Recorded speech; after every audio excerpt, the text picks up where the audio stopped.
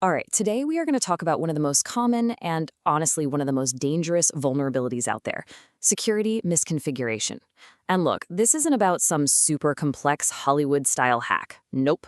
This is about the simple, everyday mistakes that basically leave the front door to our digital lives wide open. So let me just ask you something right off the bat. Is your digital door unlocked? Because for a shocking number of systems out there, we're talking everything from your home Wi-Fi router to the massive servers at big companies, the answer is a pretty scary yes. And that scary yes is exactly what we're going to dive into. We're not talking about some brilliant cyber heist here. We're talking about something far simpler and frankly far more preventable, the unlocked digital door. So, what exactly is a security misconfiguration? Well, the official definition is a system left open or weak because of a poor or incomplete setup. But think of it like this.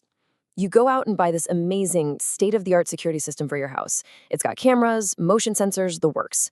But then you leave the default password as 1234. See? The tool itself is powerful, but one tiny oversight makes the whole thing practically useless. It's just an open invitation for trouble. And the real danger here is that these aren't some rare one-in-a-million flukes. They happen all the time, and they usually fall into just a few common buckets. So let's break down 4 of the most common security gaps you're likely to see out in the wild. What's so wild about these is just how basic they are. First up, you've got default credentials. We're talking about the classic admin and password combo that comes with so much software and hardware right out of the box.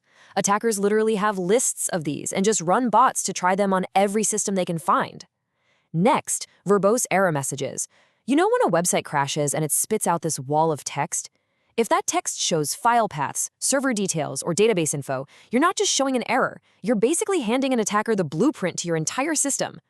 Third, unnecessary services. Okay, every single program or feature you have running is another potential door an attacker can try to kick in.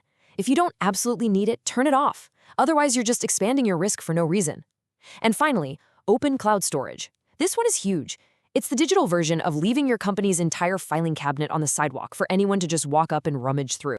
Now, I know this can all sound a little abstract. So let's look at a massive, real-world example of what happens when one of these simple little gaps gets overlooked. This is the story of when a major digital fortress fell, and it fell hard. So back in 2017, a true giant in the telecom world, a company that millions of us rely on every single day, made one of these simple mistakes. And the fallout? Well, it was absolutely staggering. We are talking about millions.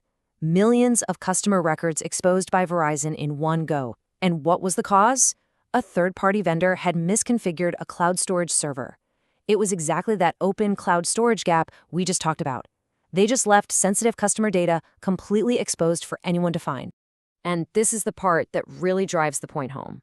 The most chilling detail from all the reporting at the time was this quote: "No hacking tools were needed. The data was simply left open." This wasn't some genius hacker pulling off an impossible heist. It was just someone, somewhere, stumbling upon an unlocked door and walking right in. It just goes to show you, the biggest threats aren't always the most complicated ones. And the thing is, the Verizon story isn't unique. It's practically a textbook example of the domino effect. A simple mistake leads to unauthorized access and huge data leaks. It means even attackers with very basic skills can cause a ton of damage. For a business, the fallout is a nightmare. You instantly lose customer trust, and you can get hit with enormous regulatory fines that could literally cripple the company. Okay, so that was the scary part, but here's the good news, and it's really good news. This is one of the most preventable problems in all of cybersecurity. Since these gaps are caused by human error, they can absolutely be fixed by human diligence. So let's switch gears and talk about the solution. How do you actually secure this stuff? A strong defense is all about simple, consistent habits. So think of this as your go-to security checklist. First, change all default credentials the second you install something. It's the easiest and most important first step. Second, get rid of any features or services you aren't using. The idea is to shrink your attack surface. The fewer doors and windows you have, the better. Third, make sure your error messages are generic. All they need to say is, "Oops, an error occurred," not give away the secret recipe to your server setup. And last but not least, just practice good digital hygiene. That means patching and updating your systems regularly and running automated scans that are literally designed to hunt for these exact kinds of mistakes.